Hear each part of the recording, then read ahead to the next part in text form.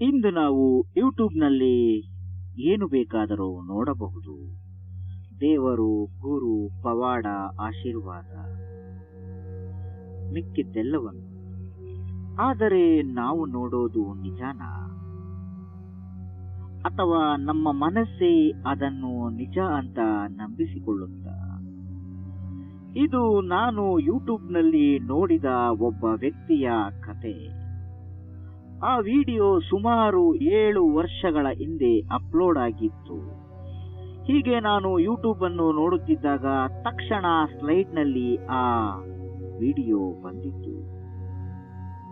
7 ವರ್ಷಗಳ ಹಿಂದಿನ ವಿಡಿಯೋ. ಅಂದು ನಾನು ನೋಡಿದ್ದು ಕ್ಯಾಮರಾ ಹಿಂದಿನ ಸತ್ಯ. ನನ್ನ ನೆಚ್ಚಿನ ಶಿವನ ದೇವಸ್ಥಾನದಿಂದ ಸುಮಾರು 2 ಕಿಲೋಮೀಟರ್ಗಳ ಅಂತರದಲ್ಲಿತ್ತು. ಇದರಿಂದ ನನಗೆ ಅನುಭವ ಆಗಿದ್ದೇನು ಅಂದ್ರೆ, ನಾನು ಸುಮಾರು ವರ್ಷಗಳಿಂದ ಈ ದೇವಸ್ಥಾನದ ಹತ್ರ ಹೋಗ್ತಾ ಇದ್ದೀನಿ. ಆದರೆ ಈ ವ್ಯಕ್ತಿ ಇರ್ತಕ್ಕಂಥ ಜಾಗ ನನಗೆ ಇದುವರೆಗೂ ತಿಳಿದಿರ್ಲಿಲ್ವಲ್ಲ ಅಂತ. ಹಾಗೆ ವಿಡಿಯೋವನ್ನ ಸಂಪೂರ್ಣವಾಗಿ ನೋಡಿದಾಗ ಅನಿಸಿತು, ಇವರು ಅವಧೂತ ಪರಂಪರೆಯವರು, ಅವಧೂತರು ಎಂದು.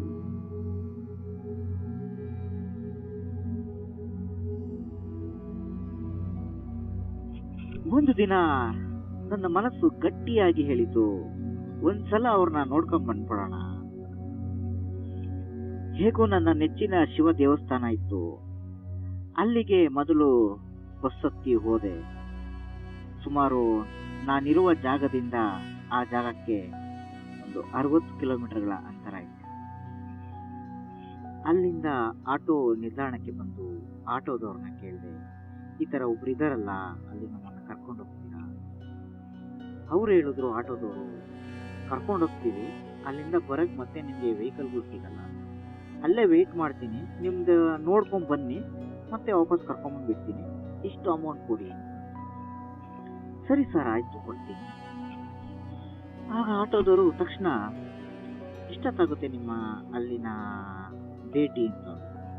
ಅದಕ್ಕೆ ನಾನಂದೆ, ಸರ್ 1/4 ಗಂಟೆ ಅಷ್ಟೇ ಸರ್, ಈಗ ಹೋಗಿ ಈಗ ಬಂದ್ಬಿಡೋದಷ್ಟೇ, ಹೋಗಿ ಅವ್ರನ್ನ ಒಂದು ದರ್ಶನ ಮಾಡ್ಕೊಂಡು ನಾನು ವಾಪಸ್ ಬಂದ್ಬಿಡ್ತೀನಿ ಅಷ್ಟೇ. ಓ ಹೌದಾ ಅಂತ ಅಂದ್ರು.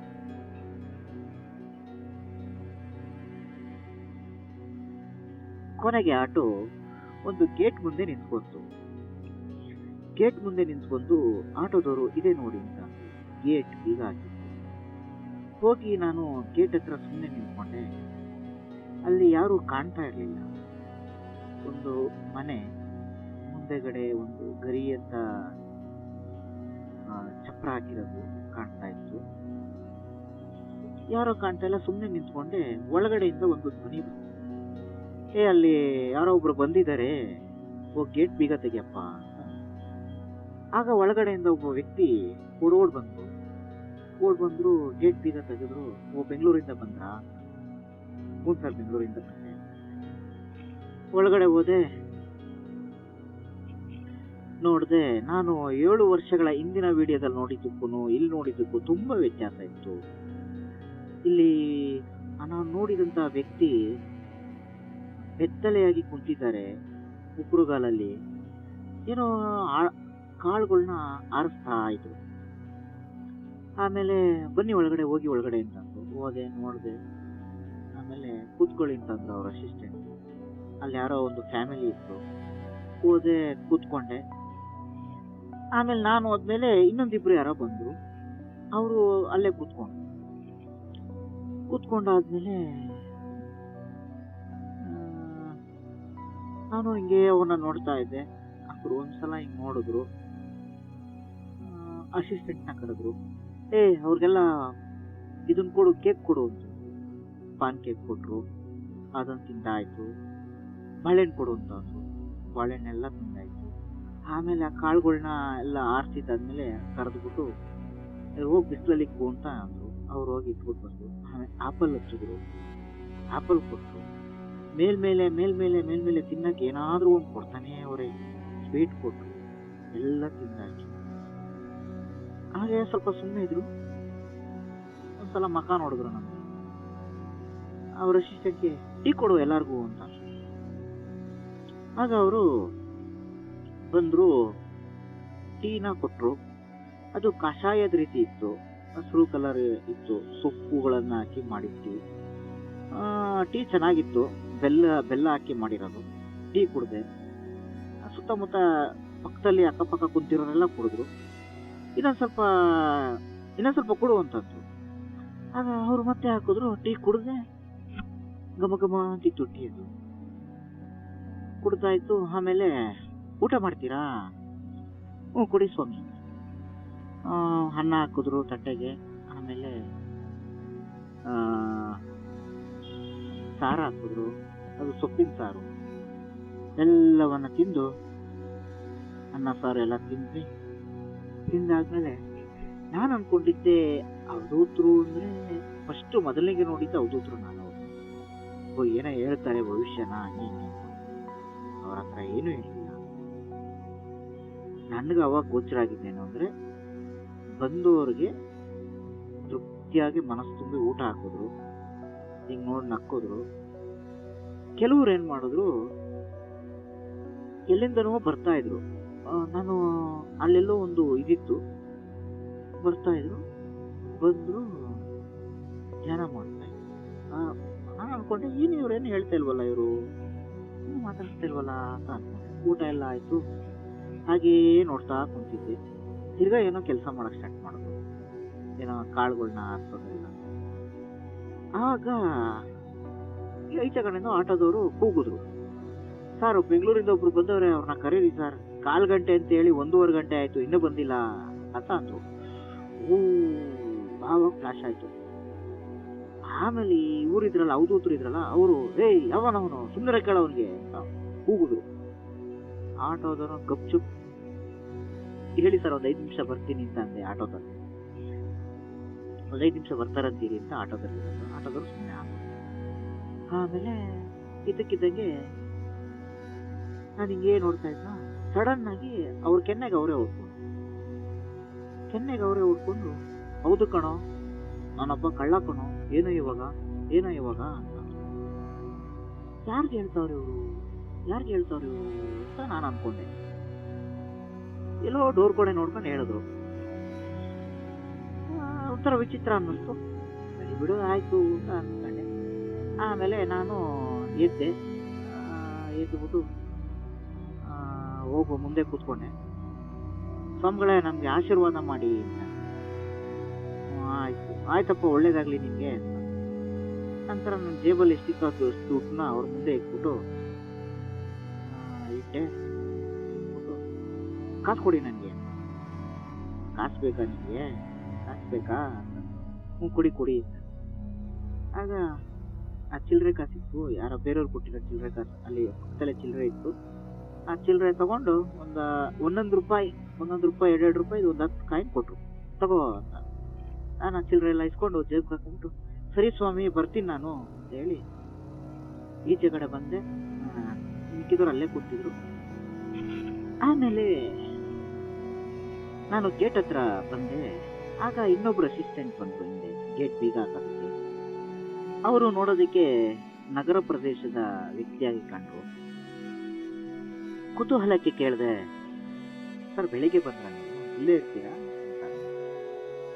ಅದಕ್ಕೆ ಅವರಂದ್ರು, ಸರ್ ನಾನು ಬಂದು ಅಲ್ಲೇ 1 ವಾರ ಆಯ್ತು ಸರ್. 1 ವಾರ ಆಯ್ತಾ? 1 ವಾರದಿಂದ ಇಲ್ಲೇ ಇದ್ದೀರಾ ನೀವು ಅಂತ. ಹೌದು ಸರ್, 1 ವಾರ ಆಯ್ತು, ನಾನು ಅವಾಗ ಬರ್ತಾ ಇರ್ತೀನಿ. 1 ವಾರ 15 ದಿವಸ ಇಲ್ಲೇ ಇದ್ಬಿಟ್ಟು ಹೊರಟೋಗ್ತೀನಿ. ಸರ್ ಏನ್ ಕೆಲಸ ಮಾಡೋದು ನೀವು? ಸರ್ ನಾನು ಸಾಫ್ಟ್ವೇರ್ ಇಂಜಿನಿಯರ್. ನನಗೆ ಆಶ್ಚರ್ಯ ಆಯ್ತು, 1 ವಾರ ಆಗುತ್ತೆ ಇರ್ಲಿ ಅಂತ ಹೇಳಿ, ಹ್ಞೂ ಸರಿ ಸರ್, ಓಕೆ ಆಯ್ತು, ತುಂಬಾ ಥ್ಯಾಂಕ್ ಯು ಸರ್. ಸರಿ ಬೀಗ ಹಾಕೊಂಡ್ರು. ಆಟೋದವ್ರ ಹತ್ರ ಬಂದೆ. ಆಟೋದ ಹತ್ರ ಬಂದಾಗ ಆಟೋದವರು, ಏನ್ ಸರ್ 1/4 ಗಂಟೆ ಅಂದ್ಬಿಟ್ಟು 1.5 ಅವರ್ 1.25 ಅವರ್ ಆಯ್ತು ಸರ್. ಏನ್ ಸರ್ 1/4 ಗಂಟೆ ಅಂದ್ಬಿಟ್ಟು ಹಿಂಗೆ ಮಾಡ್ಬಿಟ್ಟು? ಗೊತ್ತಾಗ್ಲಿಲ್ಲ ಸರ್, ಟೈಮೇ ಗೊತ್ತಾಗ್ಲಿಲ್ಲ ನನಗೆ. 1.5 ಗಂಟೆ ಸರಿ ಆಯ್ತು ಬನ್ನಿ ಅಂತ ಹೇಳಿ ಕರ್ಕೊಂಡು ಹೋದ್ರು. ಹೋಗ್ತಾ ಆಟೋದವರು ನನ್ನ ಪ್ರಶ್ನೆ ಮಾಡಕ್ ಸ್ಟಾರ್ಟ್ ಮಾಡಿದ್ರು. ಇವ್ರ ಬಗ್ಗೆ ನಿಮ್ಗೆ ಹೆಂಗ್ ಗೊತ್ತಾಯ್ತು ಅಂತ ಅಂದ್ರು. ಏನಿಲ್ಲ ಸರ್, ಹಿಂಗೆ ಯೂಟ್ಯೂಬ್ ನೋಡ್ತಾ ಇದ್ದೆ, 7 ವರ್ಷ ಹಳೆ ವಿಡಿಯೋ ಇತ್ತಲ್ಲಿ. ದೇವಸ್ಥಾನಕ್ಕೆ, ಇಲ್ಲಿ ದೊಡ್ಡ ದೇವಸ್ಥಾನ ಇದೆಯಲ್ಲ, ಅಲ್ಲಿಗೆ ಬರ್ತಾ ಇರ್ತೀನಿ. ಈ ದೇವಸ್ಥಾನದ ಹತ್ರನೇ ಇದೆ ಅಂತ ಹೇಳಿದ್ರೆ ಅದಕ್ಕೆ ಒಂದ್ಸಲ ನೋಡ್ಕೊಂಡು ಹೋಗೋಣ ಅಂತ ಬಂದೆ. ಹೌದಾ ಅಂತ. ಸರ್, ಇವರು ಮೊದ್ಲಿಂದನೂ ಇಲ್ಲೇ ಇರೋದಾ ಅಂತ ಅಂದೆ ನಾನು ಕ್ಯೂರಿಯಾಸಿಟಿ. ಅವ್ರ ಲೋಕಲ್ ಅಲ್ಲ. ಅದಕ್ಕೆ ಅವ್ರಂದ್ರು, ಇಲ್ಲ ಸರ್, ಅವ್ರು ಇಲ್ಲೇ ದೇವಸ್ಥಾನ, ಇಲ್ಲೊಂದು ದೇವಸ್ಥಾನ ಇದೆ, ಇನ್ನೊಂದು ದೇವಸ್ಥಾನ ಇದೆ, ಅಲ್ಲಿ ಅವರು ಬುದ್ಧಿಮಂದಿರಾಗಿ ತಿರುಗಾಡ್ತಾ ಇದ್ರು ಫಸ್ಟು. ಆಮೇಲೆ ಸಡನ್ ಆಗಿ ಈ ಕಡೆ ಬಂದ್ರು. ಆಮೇಲೆ ಇದ್ದಕ್ಕಿದ್ದಾಗೇನೆ ಜನ ಅವ್ರನ್ನ ಹುಡಿಕೊಂಬರಕ್ ಸ್ಟಾರ್ಟ್ ಆದ್ರು. ಅವಾಗವಾಗ ಎಷ್ಟೊಂದ್ ಜನ ಬರ್ತಾ ಇರ್ತಾರೆ ಸರ್, ಸುಮಾರು ಕಡೆಯಿಂದ ಬರ್ತಾರೆ. ಬೇರೆ ಬೇರೆ ಊರುಗಳಿಂದ, ದೂರ ದೂರ ಊರುಗಳಿಂದ ಎಲ್ಲ ಬರ್ತಾ ಇರ್ತಾರೆ ಸರ್ ಅಂತ. ದೊಡ್ಡ ದೊಡ್ಡರೆಲ್ಲ ಬರ್ತಾರೆ ಸರ್, ಇಲ್ಲಿ ದೊಡ್ಡ ದೊಡ್ಡ ವ್ಯಕ್ತಿಗಳೆಲ್ಲ ಬರ್ತಾರೆ. ಹೌದಾ ಸರ್, ಬಟ್ ಜಾಸ್ತಿ ಪಬ್ಲಿಕ್ ಆಗಿಲ್ವಲ್ಲ ಸರ್ ಇದು ಅಂತ. ಪಬ್ಲಿಕ್ ಆಗಿಲ್ಲ ಸರ್, ಆದ್ರೂ ಜನ ಮಾತ್ರ ಬರ್ತಾನೆ ಇರ್ತಾರೆ ಸರ್. ಹೌದಾ, ಆಟೋದವ್ರೇನಂದ್ರು, ನಿಮ್ಗೇನ್ ಅನ್ನಿಸ್ತು ನೋಡಿ ಅಂತ. ಸರ್, ಇದನ್ನ ಈ ತರ ಇರ್ತಾರಲ್ಲ, ಅವ್ರನ್ನ ಅವಧೂತರು ಅಂತ ಕರೀತಾರೆ ಸರ್. ಅವಧೂತರ ಹಂಗಂದ್ರೇನು ಅಂದ್ರೆ, ಸಾಮಾನ್ಯವಾಗಿ ನಿಮ್ಮಂತಾನೆ ಇರ್ತಾರೆ, ಸಡನ್ ಆಗಿ ಅವರು ಇದಕ್ಕಿದ್ದಾಗೆ ಚೇಂಜ್ ಆಗ್ಬಿಡ್ತಾರೆ. ಇದಕ್ಕಿದ್ದಂಗೆ ಅವರಿಗೆ ಒಂದು ಶಕ್ತಿ ಬರುತ್ತೆ. ಅವರು ನಮ್ಮಲ್ಲಿ ಆಗಂತ ಬದಲಾವಣೆಗಳನ್ನ ಹೇಳ್ತಾರೆ, ನಮ್ಮ ಜೀವನದಲ್ಲಿ ಏನ್ ನಡೆಯುತ್ತೆ ಅಂತ ಹೇಳ್ತಾರೆ ಒಂದೊಂದ್ಸಲ. ಆ ತರದವರು ಇರ್ತಾರೆ, ಅವ್ರನ್ನ ನಾವು ಅವಧೂತರು ಅಂತೀವಿ. ಅವರಲ್ಲಿ ವಿಶೇಷವಾದಂತ ಶಕ್ತಿ ಇರುತ್ತೆ ಸರ್, ಅವ್ರನ್ನ ಅವಧೂತರು ಅಂತ ಹೇಳ್ತೀವಿ. ಇವರು ಕೂಡ ಒಬ್ಬ ಅವಧೂತರು. ಹೌದಾ, ಅವರು ಅಲ್ಲಿ ಎಲ್ಲೋ ನೋಡ್ಕೊಂಡು ಕೆನ್ನೆ ಹೊಡ್ಕೊಂಡಿದ್ರಲ್ಲ, ಅದು ನನಗೆ ಜ್ಞಾಪನ ಬಂತು. ಆ ಮಾತು ಕೂಡ ಅಲ್ಲಿ ಚರ್ಚೆ ಬಂದ್ಬಿಡ್ತು. ಓ ಹೌದಾ ಅಂತೇಳಿ ನಾನು ಅನ್ಕೊಂಡೆ.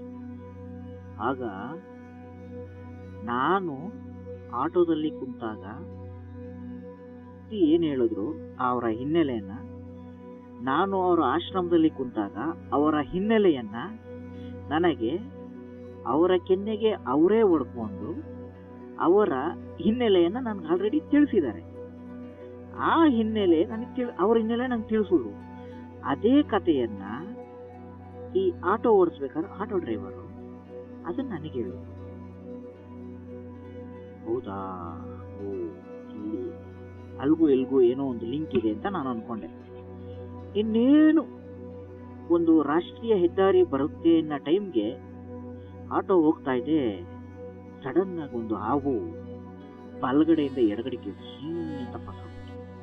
ಯಾವಾಗ ಒಂದು ಹಾವು ಹಿಂಗ್ ಪಾಸ್ ಆಯ್ತಲ್ಲ, ಆಟೋದವ್ರಿಗೆ ಸಡನ್ ಭಯ ಆಗಿ ಸಕ್ಕಂತ ಬ್ರೇಕ್ ಆಗ್ಬೇಕು.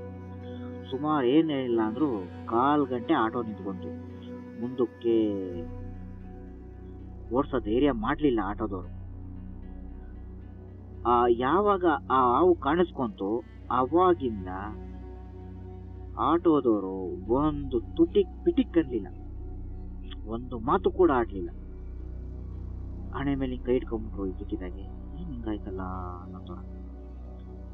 ತಿರ್ಗಾ ಅವ್ರ ಆಟೋ ಸ್ಟ್ಯಾಂಡ್ ಬರೋವರೆಗೂ ಅವ್ರೇನು ಮಾತಾಡ್ಲಿಲ್ಲ. ಬಂದಿಳಿದೆ. ಎಷ್ಟಾಯ್ತು ಸರ್ ಅಂದೆ. ನನ್ನ ಮಕ ನೋಡಿದ್ರು. ಇಷ್ಟು ಕೊಡಿ ಸರ್. ಸರ್ ವೆಯ್ಟ್ ಮಾಡಿದ್ದೀನಿ, ಒಂದು 1.25 ಅವರ್ ವೆಯ್ಟ್ ಮಾಡಿದ್ದೀನಿ ಸರ್. ಸರಿ ಆಯ್ತು ತಗೊಳ್ಳಿ ಸರ್ ಅಂತ ಕೊಟ್ಟೆ.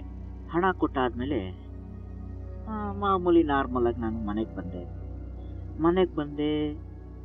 ಆ ಟೀ ಕುಡ್ದಿದ್ದ ಘಮ, ನಾನು ಉಸಿರುನ ಆಚೆಗಡೆ ಕೈ ಇಟ್ಕೊಂಡು ಉಸಿರು ಬಿಟ್ರೆ ಆ ಟೀ ವಾಸನೆ ಬರ್ತಾ ಇತ್ತು. ನನಗೆ ಒಂಥರ ರಿಲೀಫ್ ಆಗ್ತಾ ಇತ್ತು, ಮೈಂಡ್ ಎಲ್ಲ ರಿಲೀಫ್ ಆಗ್ತಾ ಇತ್ತು, ಬಾಡಿ ಎಲ್ಲ ಅಗರ ಆಗ್ತಾ ಇತ್ತು. ಆ ತರ ಅನುಭವ ಆಗ್ತಾ ಇತ್ತು. ಸುಮಾರು 5 ದಿನ ಆ ಟೀದು ಸ್ಮೆಲ್ಲು ಹೋಗ್ಲೇ ಇಲ್ಲ, ಹಾಗೆ ಇತ್ತು ನನ್ನ ದೇಹದಲ್ಲಿ. ಆಮೇಲೆ ಇಷ್ಟೆಲ್ಲ ಆಯ್ತು. ಸುಮಾರು ಒಂದು 3-4 ತಿಂಗಳು ಕಳೀತು. ಹೀಗೆ ಇದನ್ನ ನಾನು ನಮ್ಮ ಸ್ನೇಹಿತರ ಹತ್ರ ಕೂಡ ಹೇಳ್ದೆ.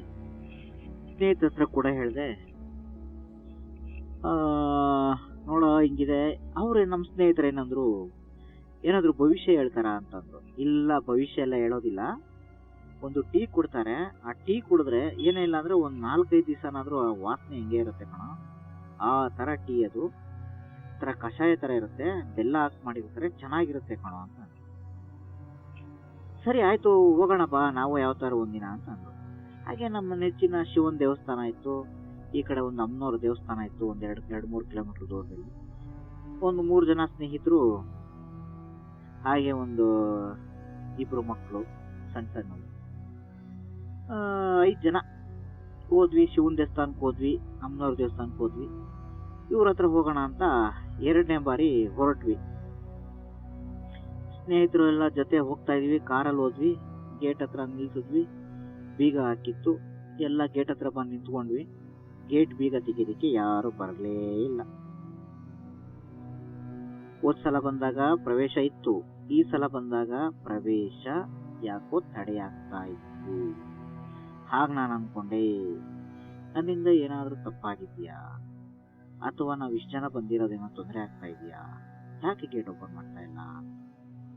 ಆಗ ಏನನ್ನಿಸ್ತು, ಅಪ್ಪಾಜಿ ಅಪ್ಪಾಜಿ ಅಪ್ಪಾಜಿ ಅಂತ ಜೋರಾಗಿ ಕೂಗ್ದೆ ನಾನು, ಅಪ್ಪಾಜಿ ಅಪ್ಪಾಜಿ ಅಂತ.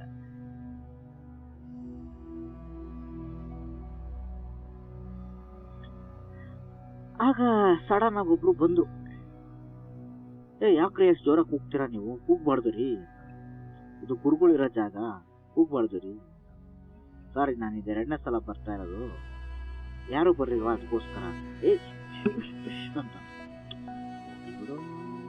ಬಿಡು ಹೋಗ್ಲಿ. ಹೌದು ಸರಿ ಸರ್ ಆಯ್ತು ಅಂತ ಹೇಳಿ ಸುಮ್ಮನೆ ಸೈಲೆಂಟ್ ಆಗ್ಬಿಟ್ಟೆ. ಇಲ್ಲಿ ಅವ್ರು ಹೇಳಿದ್ರು, ಅವಾಗ ಅವ್ರ ಅಸಿಸ್ಟೆಂಟ್ ಇರುತ್ತೆ, ಅವರು ಒಂದ್ ಸ್ವಲ್ಪ ಕಾವಿದಾರಿ ಆಗಿದ್ರು, ಜಡೆ ಬಂದಿತ್ತು, ಅವರು ಜಡೆ ಕೂದಲಿತ್ತು. ನೋಡ್ದೆ ನಾನು, ಜಾಸ್ತಿ ಮಾತಾಡ್ಬಾರ್ದು ಇವ್ರ ಹತ್ರ, ಸೈಲೆಂಟ್ ಆಗಿರ್ಬೇಕು. ಅವಾಗ ಅವ್ರು ಹೇಳಿದ್ರು, ಇದು ಗುರುಗಳಿರೋ ಜಾಗ, ಇಲ್ಲಿ ಏನು ಮಾತಾಡಂಗಿಲ್ಲ, ಕೂತು ಧ್ಯಾನ ಮಾಡ್ಬೇಕಷ್ಟೇನೆ ಅಂತ ಹೇಳಿದ್ರು. ಓಕೆ ಓಕೆ, ಹಾ ಸರಿ ಆಯ್ತು ಸರ್, ದಯವಿಟ್ಟು ಕ್ಷಮಿಸಿ, ನಮ್ಗೆ ಗೊತ್ತಾಗ್ಲಿಲ್ಲ ಅಂತ. ಆಗ ನಾವು 5 ಜನ ಹೋಗಿ ಕೂತ್ಕೊಂಡ್ವಿ. ಮತ್ತೆ ಅದೇ ರೀತಿ ಸುಮ್ಮನೆ ಕೂತ್ಕೊಂಡಿದೀವಿ. ಅವ್ರಿಗೆ ತಿನ್ನೋ ಕೊಡು ಅಂತಂದ್ರು. ನನ್ನ ಮಕ್ಕ ನೋಡಿದ್ರು, ನೋಡಿದ್ರು, ಸುಮ್ಮನೆ ಆದ್ರು. ಮತ್ತೆ ಅದೇ ಕಾಳುಗಳನ್ನ ಕಾಳುಗಳನ್ನ ಆಯ್ತಾ ಇದ್ರು, ಸಪ್ರೇಟ್ ಏನೋ ಮಾಡ್ತಾ ಇದ್ರು. ತಿನ್ನೋ ಕೊಡು ಅಂತಂದ್ರು. ಒಂದ್ಸಲ ಬಾಳೆಹಣ್ಣು ಕೊಟ್ರು, ಸ್ವೀಟ್ ಕೊಟ್ರು, ಆಮೇಲೆ ಆಪಲ್ ಹಚ್ಕೊಟ್ರು. ಮೇಲ್ ಕೊಡ್ತಾನೇ ಇದಾರೆ ತಿನ್ನಕ್ಕೆ. ಸಮಯ ಹೋಗ್ತಾನೇ ಇದೆ, ನಾವು ನಿಧಾನ ತಿನ್ಕೊಂಡು ನೋಡ್ತಾ ಇದೀವಿ. ಆಮೇಲೆ ನಾನಾ ತರ ಚೌಚೌ ಕೊಟ್ರು, ಪುರಿ ಕೊಟ್ರು, ಎಲ್ಲಾ ಕೊಡ್ತಾ ಇದಾರೆ. ನಾವ್ ಹೋದಾಗ ಯಾರೂ ಇರ್ಲಿಲ್ಲ,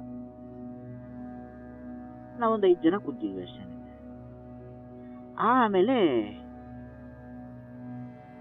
ಅವ್ರಿಗೇನು ಅನ್ನಿಸ್ತೇನೋ, ಟೀ ಕೊಡ ಎಲ್ಲಾರ್ಗು, ಟೀ ಕೊಡು ಎಲ್ಲಾರ್ಗು, ಟೀ ಕುಡಿತಾರೆ, ಟೀ ಕೊಡು ಅಂತ.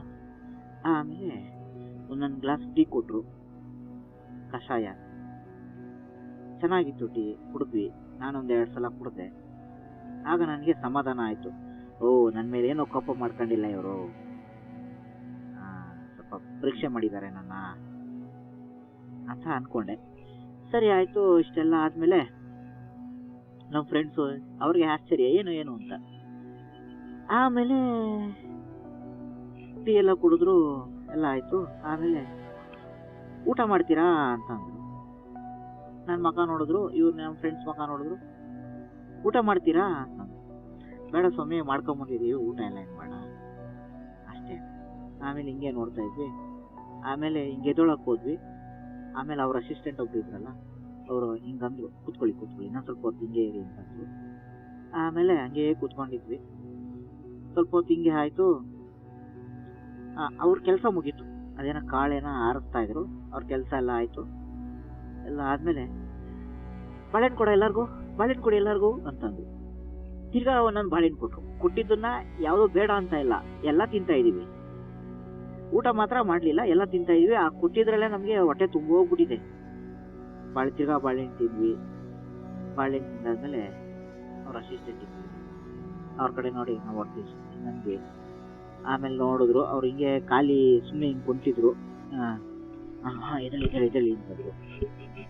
ಬಿಟ್ಟು ನಾವು ಆಶೀರ್ವಾದ ತಗೊಂಡ್ವಿ. ಆಮೇಲೆ ನಾನು ಹೋಗ್ಬಿಟ್ಟು ಆಶೀರ್ವಾದ ತಗೊಂಡೆ. ಆಶೀರ್ವಾದ ಮಾಡಿ ಸ್ವಾಮಿ ಅಂತ ಮಕ ನೋಡಿದ್ರು, ಕಣ್ಣಲ್ಲಿ ಹಿಂಗೆ ಅಂದು, ಆಮೇಲೆ ಆಯ್ತಪ್ಪ ಒಳ್ಳೇದಾಗ್ಲಿ ಅಂತ ಹೇಳಿ ನನ್ನ ತಲೆ ಮೇಲೆ ಕೈ ಇಟ್ಟು. ಆಗ ನನಗೆ ಸಮಾಧಾನ ಆಯಿತು. ಓ, ನಾನು ಮೊದಲ ಸಲ ಬಂದಿದ್ದ ಏನು ತಪ್ಪು ಮಾಡಿಲ್ಲ, ಯಾವುದೇ ತಪ್ಪು ಮಾಡಿಲ್ಲ, ಸದ್ಯ ನನಗೆ ಬೈಲಿಲ್ವಲ್ಲ ಅಂತ ಅಂದ್ಕೊಂಡು. ಏಕೆಂದರೆ ಅವಧೂತರು ಅಂದರೆ ಅವ್ರಿಗೆ ಕೋಪ ಬಂದರೆ ಅವ್ರು ಸುಮ್ಮನೆ ಇರಲ್ಲ. ನಾವು ಬಂದಾಗ 5 ಜನ ಇದ್ವಿ. ಆಮೇಲೆ ನೋಡ್ತೀನಿ ಈಚೆಗಡೆ ಎಲ್ಲರೂ ಎಷ್ಟೊಂದು ಜನ ಅವರೇ, ಎಲ್ಲ ಕಣ್ಣು ಮುಚ್ಕೊಂಡು ಧ್ಯಾನ ಮಾಡ್ತಾವ್ರೆ. ಕಣ್ಣು ಮುಚ್ಕೊಂಡ್ಬಿಟ್ಟವ್ರೆ, ಸುಮ್ಮನೆ ಕುಂತವ್ರೆ, ಎಲ್ಲ ಸುಮ್ಮನೆ ಕಣ್ಣು ಮುಚ್ಕೊಂಡು ಧ್ಯಾನ ಮಾಡ್ತಾವ್ರೆ. ಅಲ್ಲೇ ಕುಂತವ್ರೆ. ಒಬ್ರು ಮಂಡುಗುಟ್ಟೆ ಮೇಲೆ ಕುಂತವ್ರೆ, ಕೆಲವ್ರು ಅಲ್ಲೇ ಕುಂತವ್ರೆ, ಕೆಲವ್ರು ಬಾಗ್ಲಲ್ಲಿ ಕುಂತವ್ರೆ. ಒಳಗಡೆ ಯಾರು ಬರ್ಲೇ ಇಲ್ಲ, ಒಳಗಡೆ ಯಾರು ಬರ್ತಾನೆ ಇಲ್ಲ. ಅಲ್ಲೇ ಕುತ್ಕೊಂಡು ಅಲ್ಲೇ ಅವ್ರ ಹಂಗೇ ನೋಡ್ತಾವ್ರೆ. ಇದೇನಿದು ಅಂತ ಅನ್ಕೊಂಡೆ ನಾನು. ಆಗ ಅನ್ಸಿದ್ದೇನಂದ್ರೆ, ಎಲ್ಲ ಅವಧೂತರು ಒಂದೇ ತರ ಇರೋದಿಲ್ಲ. ಕೆಲವರು ಮೌನವಾಗಿ ಕೂಡ ಇರ್ತಾರೆ. ನಮಗೇನ್ ಬೇಕೋ ಅದನ್ನ ಕೊಡೋ ಅಂತ ಶಕ್ತಿ ಅವರಲ್ಲಿರುತ್ತೆ. ಕೆಲವರೆಲ್ಲ ಮೈಸೂರಿಂದ ಬಂದಿದ್ರು, ತುಮಕೂರಿಂದ ಬಂದಿದ್ರು, ಯಾವ್ಯಾವ ಊರುಗಳಿಂದ ಬಂದಿದ್ರು. ಅಲ್ಲೆಲ್ಲೋ ತೋಟದ ಹತ್ರ ಯಾರೋ ಕುಂತಿದ್ರು. ಒಟ್ಟಾರೆಲ್ಲ ಧ್ಯಾನ ಮಾಡ್ತಾ ಇದ್ರು. ನಾನು ಅನ್ಕೊಂಡಿದ್ದೇನು ಅಂದ್ರೆ, ಇದು ಅವಧೂತಿರೋ ಸ್ಥಳ ಅಂದ್ರೆ ಕೇವಲ ಭವಿಷ್ಯ ಹೇಳೋ ಸ್ಥಳ ಅಲ್ಲ. ಮನಸ್ಸಿಗೆ ಶಾಂತಿ, ನೆಮ್ಮದಿ ಸಿಗುವಂತ ಜಾಗ.